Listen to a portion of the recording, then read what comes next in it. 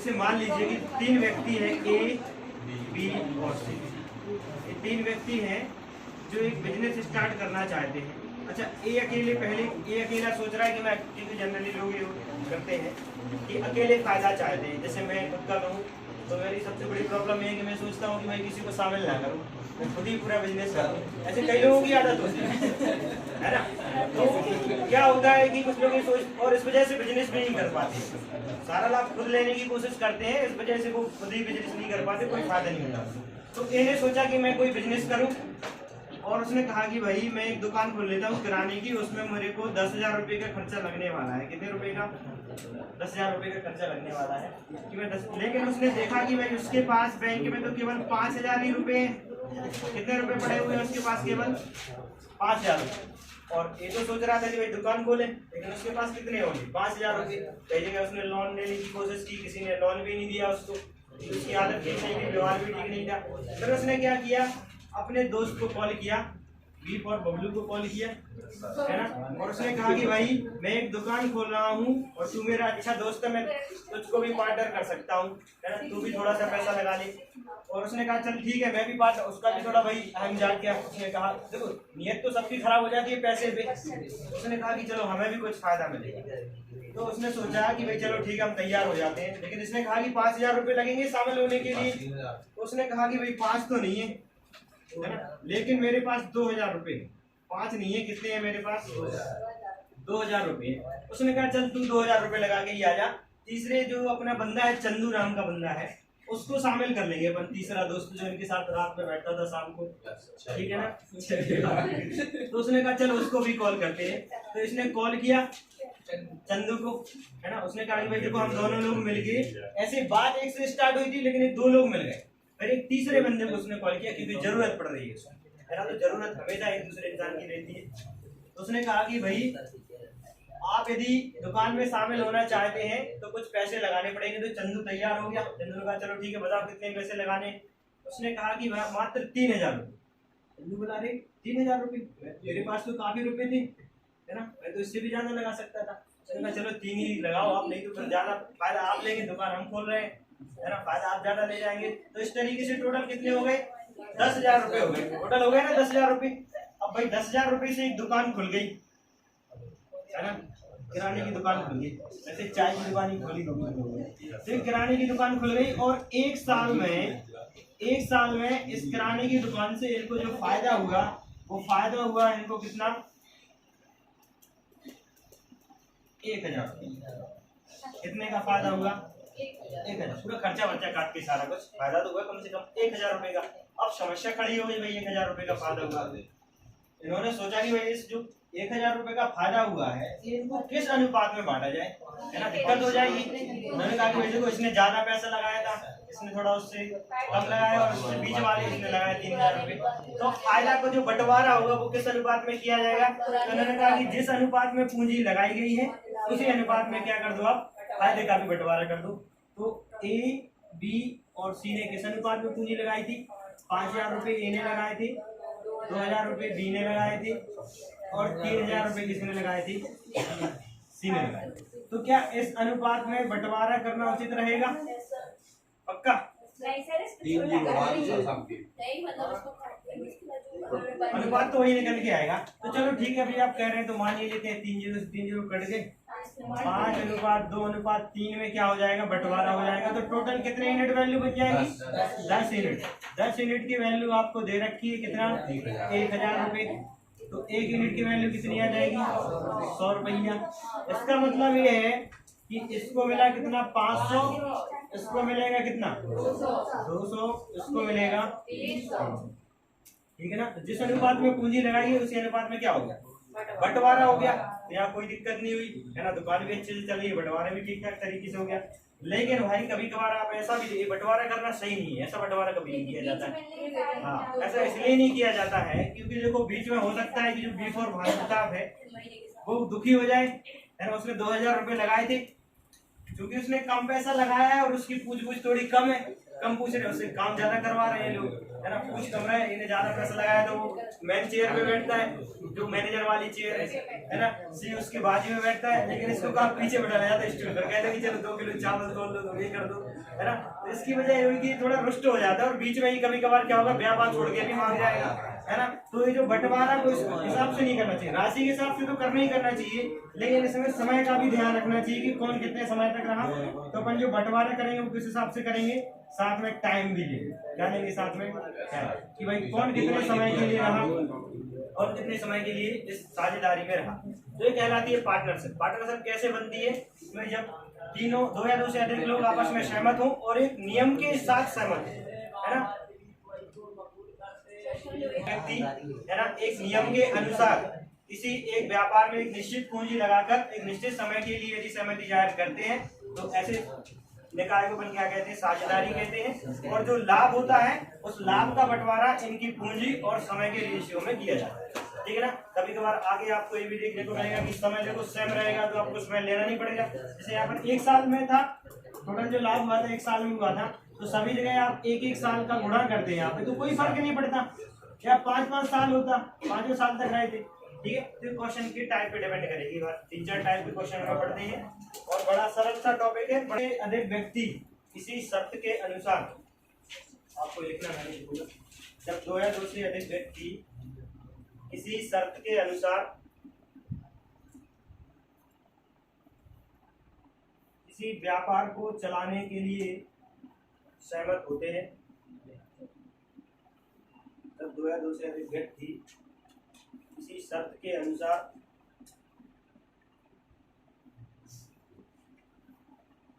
किसी व्यापार को चलाने के लिए सहमत होते हैं,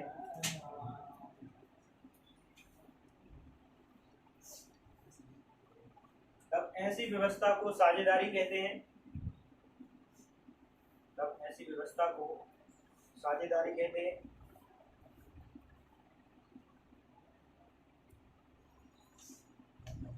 ऐसी व्यवस्था को क्या कहेंगे, साझेदारी कहेंगे। चलो देखते हैं साझेदारी के मुख्य घटक, है ना। यहाँ आप हेडिंग बना लेना, साझेदारी के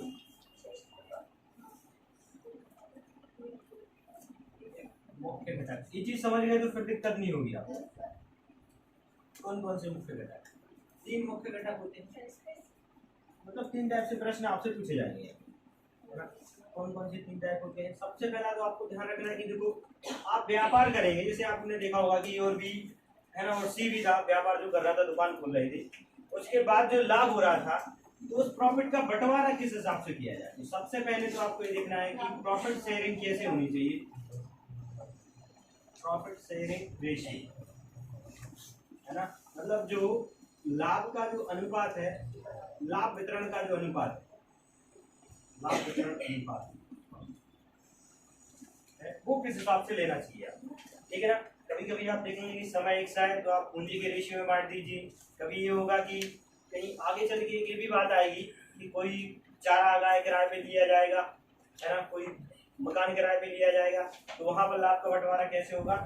तो सबसे पहले तो आपको ध्यान रखना है कि जो लाभ का बंटवारा होता है ना, जो पूंजी का बंटवारा होता है वो किस हिसाब से होता है। तो आपने देखा होगा कि जो प्रॉफिट का बंटवारा है, प्रॉफिट है ना, यहाँ लिख लेते हैं प्रॉफिट। प्रॉफिट का जो बंटवारा होता है वो कैपिटल मतलब पूंजी, हिंदी में भी लिख लेंगे अपन, कैपिटल मल्टीप्लाई बाय क्या, टाइम, इसके रेशियो में होता है ना। आपने देखा होगा कि देखो पूंजी भी लगाई थी, साथ में आपने समय का भी गुणा किया। तो आप इसको शॉर्ट में लिखना चाहते हो ऐसे लिख सकते हैं, हिंदी में लिखना पहले इंग्लिश में पूरा शॉर्ट में लिख दो। लिख दो P for profit equal C into क्या हो जाएगा, T हो जाएगा, है ना। आप चाहे तो कैपिटल T भी ले सकते हैं, कैपिटल लिख लें CT, P इक्वल क्या हो जाएगा CT। मतलब जो प्रॉफिट का बंटवारा किया जाएगा वो किस अनुपात में किया जाएगा, कैपिटल और टाइम के गुणनफल के बाद जो रेशियो निकल के आएगा तीनों का, उस अनुपात में किया जाएगा। समझ गए ना। ऐसे एक चीज और आ जाएगी निकल के, जैसे यदि आपको कैपिटल, कुछ क्वेश्चन में आपसे कैपिटल भी पूछी जाएगी, प्रॉफिट और टाइम का रेशियो आपको दिया जाएगा और कैपिटल पूछ जाएगा। तो सिचुएशन में आपको क्या करना है, कैपिटल बराबर क्या हो जाएगा, P/T लिख दें। अच्छा यहीं से एक फॉर्मूला और बन जाएगा अपना, यदि टाइम निकालना हो तो क्या हो जाएगा, P/C हो जाएगा कि नहीं। बस इतने फॉर्मूले आपको याद रखने। वैसे एक फॉर्मूला याद रखो कि जो प्रॉफिट होता है वो कैपिटल और टाइम के गुणनफल के रेशियो में हमेशा क्या होता है, डिवाइड होता है। ये चीज ध्यान रखना, ठीक है ना। अच्छा, दूसरा आपको ध्यान रखना है टाइप ऑफ पार्टनर, है ना, मतलब जो साझेदार हैं उनके प्रकार, टाइप ऑफ पार्टनर। साझेदारों के कितने प्रकार होते हैं, कोई बताएगा? 2 प्रकार होते हैं साझेदारों के, ये भी समझ लीजिए क्योंकि इससे भी ज्यादा क्वेश्चन पूछे जाते हैं, ठीक है ना। एक होता है एक्टिव साझेदार या वर्किंग भी कह सकते हैं, वर्किंग लिख लो ज्यादा अच्छा रहेगा। काम करने वाला जो सीधा ना, हाँ, किराने की दुकान में जो सीधा। वर्किंग पार्टनर, बात मत करो, अभी भी आवाज आ रही है, कौन बात कर रहा है? सिमरन ने करवा दी बात करेंगे। और एक है स्लीपिंग पार्ट, स्लीपिंग से समझ ही गए होंगे आप, हाँ, आलसी टाइप, तो खुद की याद आ रही होगी कि भी हम पार्टनर बनेंगे तो ऐसे पार्टनर बनेंगे, ठीक है ना। लोग सोच रहे, जैसे मैं भी सोचता हूँ यदि मैं पार्टनर बनूंगा तो स्लीपिंग पार्टनर बनूंगा कि काम चलता रहे, मुझे कुछ ना करना पड़े। तो देखो दोनों में डिफरेंस क्या है, डिफरेंस केवल 2 ही चीज का है। देखो एक तो क्या होता है मनी इन्वेस्ट, कोई भी व्यापार आप करते हैं तो क्या लगती है, मनी इन्वेस्ट किया जाता है। दूसरा आप क्या करते हैं, या तो उसमें काम करेंगे अदरवाइज नहीं करेंगे, है ना, मतलब आपकी विल पावर खर्च होगी तो आप काम करेंगे, या फिर क्या खर्च होगा, मनी, मतलब दोनों चीजें एक साथ खर्च होती हैं। तो देखो वर्किंग पार्टनर क्या करता है, मनी भी लगाता है, पैसा भी लगाता है। जैसे आपने सी की बात की थी उसमें किराने की दुकान में, भाई देखो उसने एक तो 3000 रुपए दिए, दूसरा वो क्या कर रहा है, चावल भी तोल रहा है, गेहूं भी तोल रहा है, सब कुछ तोलाई का भी काम कर रहा है, ठीक है। तो उसको आप क्या कहेंगे, वर्किंग पार्टनर। क्या कहेंगे, वर्किंग पार्टनर, मतलब ऐसा पार्टनर, सक्रिय, हिंदी में लिख लो आप सक्रिय, वर्किंग समझ नहीं आ रहा है तो सक्रिय, सक्रिय साझेदार, सक्रिय साझेदार। और इसको क्या कहेंगे, निष्क्रिय साझेदार। हिंदी बड़ी अच्छी है अपन लोगों की, है ना, बुंदेलखंडी बहुत ज्यादा अच्छी। तो सक्रिय साझेदार ऐसा साझेदार होता है जो देखो व्यापार में अपना पैसा लगाता है, साथ ही साथ क्या करता है, उस व्यापार में काम भी करता है, ठीक है ना। जैसे यहाँ की बात करें अपन, तो विपिन सर और हम लोग दोनों लोगों ने पैसा लगाया है और दोनों लोग क्या कर रहे हैं, काम भी कर रहे हैं। ऐसा तो है नहीं कि मैं सोया रहता हूँ केवल विपिन सर, कुछ देर ऐसा हो गया। और एग्जांपल, हाँ, विपिन सर का ले लेते हैं ना, मैं स्लीपिंग में पहुंचा, विपिन सर का ले, विपिन सर देखो पैसा भी लगाते हैं और काम भी करते हैं, करते कि नहीं करते, तो वो हो जाएंगे एक्टिव, सक्रिय पार्टनर। और दूसरा क्या होता है, निष्क्रिय पार्टनर, जो क्या करता है, केवल क्या करेगा बताइए, हाँ, केवल ये क्या करेगा, पैसा लगाएगा, केवल क्या लगाएगा, पैसा तो ये लगाता है लेकिन पैसा लगा के सो जाता है, है ना, मतलब काम दाम कुछ नहीं करता है। ऐसा होता है देखो बड़े आदमियों का, जैसे मैं अपना नहीं कह रहा हूँ, जैसे अनिल निर्भय अंबानी का कह लो आप, और भी बड़े बड़े आदमी हैं, वो क्या कर देते हैं कि अपने किसी घनिष्ठ व्यक्ति के लिए, रिश्तेदार के लिए, है ना, कोई एक फैक्ट्री डलवा दी और उसमें पैसा इतना इन्वेस्ट कर दिया कि जो उसका मालिकाना हक रहेगा वो उनके पास रहेगा, है ना, और कह दिया है कि इसके जो 30% 40% शेयर है वो आप अपने पास रखो और काम भी आप पूरा संभालो, ठीक है ना, आप काम भी पूरा संभालो। जैसे सबसे अच्छा यहाँ पर एग्जाम्पल होगा, आप इधर एक जो हॉस्पिटल खुला मंत्री जी का, सागर श्री हॉस्पिटल, सबसे अच्छा है सागर श्री हॉस्पिटल, उन्होंने क्या किया, पूरा पैसा लगा दिया है और तो जाते नहीं दवाई करने के, इंजेक्शन लगाने के लिए वो खुद ही जाए।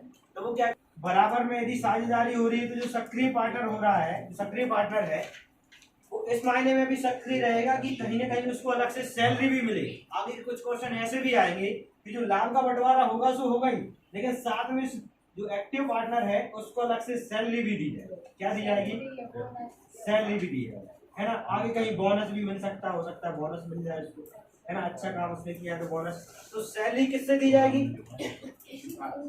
लाभ से, जो प्रॉफिट हुआ है लाभ से। तो आगे क्वेश्चन ऐसे रहेंगे कि भाई 2 व्यक्ति थे जिन्होंने आपस में साझेदारी करके व्यापार शुरू किया, 2 लाख रुपए का लाभ हुआ, लेकिन उस 2 लाख का 10% सक्रिय पार्टनर को क्या चलेगी, सैलरी चली गई, तो बचा कितना, 1,80,000 रुपए, 20,000 रुपए सैलरी चलेगी। अब उस लाभ का बंटवारा किस अनुपात में किया जाएगा, तो वो पूंजी के अनुपात में किया जाएगा, ठीक है। तो जो सक्रिय पार्टनर रहेगा उसको आगे चल के सैलरी भी दी जाएगी, लेकिन जो निष्क्रिय पार्टनर रहेगा मतलब जो स्लीपिंग पार्टनर रहेगा उसको जो लाभ का बंटवारा दिया जाएगा वो या तो एक शर्त के अनुसार होगा या फिर किस अनुसार होगा कि उसने जो मनी लगाया है और जो उसने टाइम उसमें लिया है। ठीक है, ये दो चीजें हो गई। इनके अलावा एक तीसरा पार्टनर भी होता है जिसकी शायद ही कभी जरूरत पड़ जाए, क्वेश्चन आ जाए ऐसा, तो वो होता है गुडविल पार्टनर। गुडविल पार्टनर समझते हैं? ख्यातिमान कह सकते हैं, ख्यातिमान साझेदार। कहाँ लिख रहे हैं इसको? ख्यातिमान साझेदार। ठीक है, तीसरा अलग से वैसे यहाँ पर नहीं है, काफी क्वेश्चंस में नहीं है जी। तो ख्यातिमान साझेदार एक ऐसा साझेदार होता है जैसे मान लो कि हम लोग की कोचिंग क्लासेस का नाम है संगम कोचिंग क्लासेस, उतना तो प्रचार प्रसार नहीं है, बाहर दमों में कोई नहीं जानता, इवन कोई हमारे गांव में भी कई लोग पूछते हैं नाम क्या तुम्हारी कोचिंग क्लासेस का, नहीं जानते। लेकिन हाँ, यदि हम लोग क्या करें, कोटल एकेडमी संस्था लेके आ जाए, है ना, यहाँ पर आ जाए या महिंद्रा लेके आ जाए और उसमें हम लोग काम करें, है ना, तो देखो नाम तो उस बंदे का हो गया, कोटल वाले का। अब कोटल से क्या होगा कि उसके प्रचार प्रसार से क्या होगा, काम होगा, नाम ही चलता है कोटल का, बड़ा तो हम लोग रहे लेकिन नाम इतना बड़ा है कि वो गुडविल पार्टनर के रूप में काम करेगा। और उसने देखो यदि हम उसका नाम लेंगे तो वो क्या कहेगा मुझसे कि आप यदि मेरा नाम ले तो मुझे पैसा मिले, है ना, क्या दो पैसा। इसने बिल्कुल भी पैसा नहीं लगाया, इसको क्या है, इसका नाम है बंदे का। जैसे अपन सलमान खान रख लें यहीं पे, है ना, अपन अच्छी कोचिंग खोले और काउंटर पे रख दें सलमान खान को, ठीक है ना, ब्रांड एम्बेसडर नहीं, ऐसे उस नाम एंट्री करने के लिए सलमान खान, कितने सारे लोग आएंगे कोचिंग में, है ना, लेकिन वो कहेगा कि कम से कम 1 करोड़ रुपए पर मंथ लेंगे यदि हम वहाँ पर वही जॉब करेंगे आपकी कोचिंग में। तो यहाँ पर यदि आप लोग सबसे अच्छा एग्जाम्पल ऐसे समझोगे, यदि कोटल एकेडमी की आप संस्था के रूप में चला रहे हैं तो उसको कुछ ना कुछ पैसा देना पड़ेगा क्योंकि उसकी ख्याति है ना, उसका नाम बोल रहा है।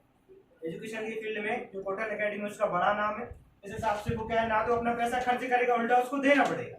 ठीक है, तो ऐसे भी आपके आगे चल के क्वेश्चन मिलेंगे कुछ। और एक तीसरा होता है लॉजिकल क्वेश्चन, आगे चलिए कुछ लॉजिकल क्वेश्चंस भी मिलेंगे आपको, है ना, जिनमें थोड़ा लॉजिक भी लगाना पड़ेगा। जैसे मान लीजिए एक चारा गाय किराए पे लिया गया है ना, एक व्यक्ति ए ने 100 गाय उसमें चराई, दूसरे व्यक्ति बी ने 1000 गाय चराई, कुछ ने गधे चराए, है ना, तो उनका वही जो किराए पे लिया गया जो है ना, किराए पर जो उन्होंने लिया था, तो किराए का बंटवारा किस अनुपात में होगा, तो वहाँ तो कुछ लाभ तो होने वाला है नहीं उनको, है ना, केवल क्या देना पड़ेगा उनको, किराया, तो किराया किस अनुपात में देना पड़ेगा। तो इस टाइप की लॉजिकल क्वेश्चन आपको मिलेगा, समझ गए ना। एक आम का पेड़ था कि भाई इतने फल उसने तोड़े, इतने फल दूसरे ने तोड़े, है ना, किस अनुपात में आम का फल पेड़ है जो किराए पे लिया गया, या फिर किराए का जो बंटवारा हो किस अनुपात में होगा। तो ऐसे लॉजिकल क्वेश्चन आपको मिलेंगे, क्वेश्चन से चीजें अपन समझेंगे आगे, समझ गए ना, इतनी बात खोली।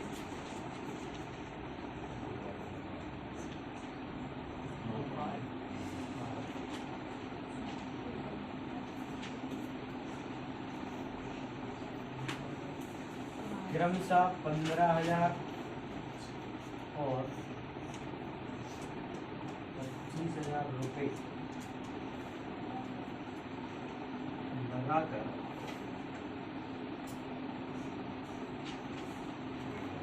एक दुकान खोली।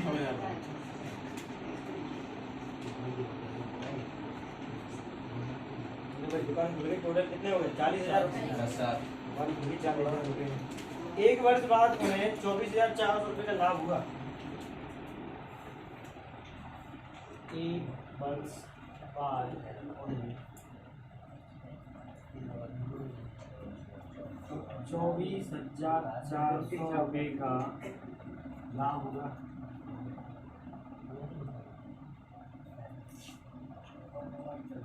क्वेश्चन पूछ रहा है कि भाई कुणाल को कितना धन मिलेगा।